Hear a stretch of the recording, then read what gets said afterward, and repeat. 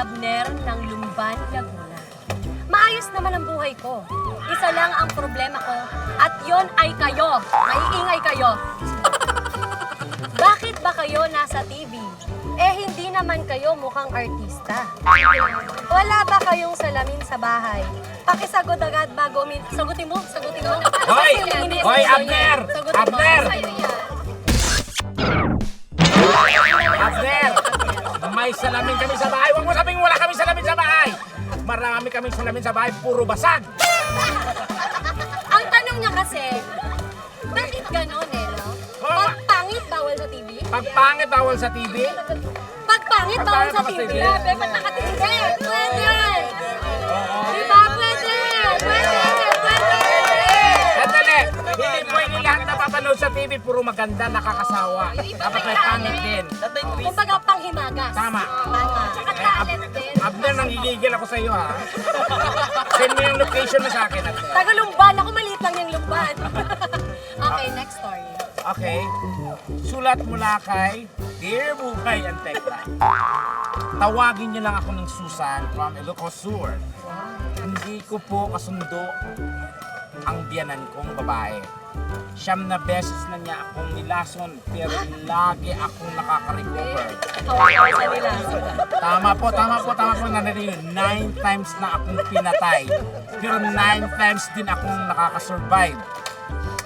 Ang tanong ko, isa po ba akong pusa? Okay.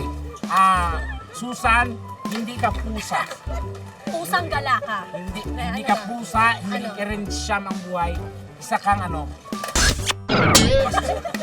PH din siya.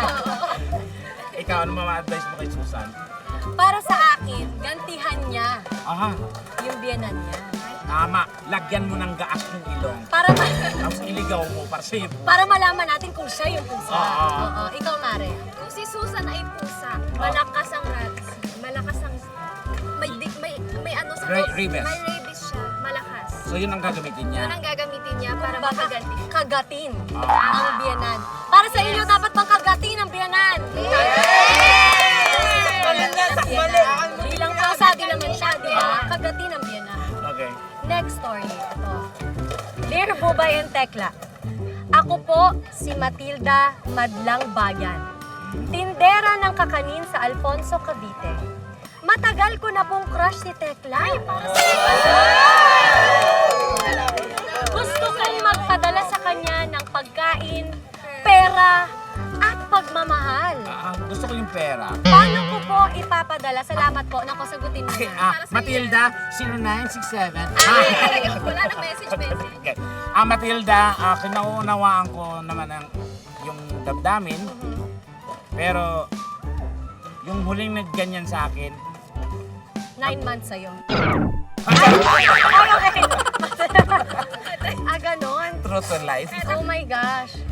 Kaya itigil mo na yan. Tsaka ang tanong ko sa'yo, Matilda, bakit? Wow, like siya ako to.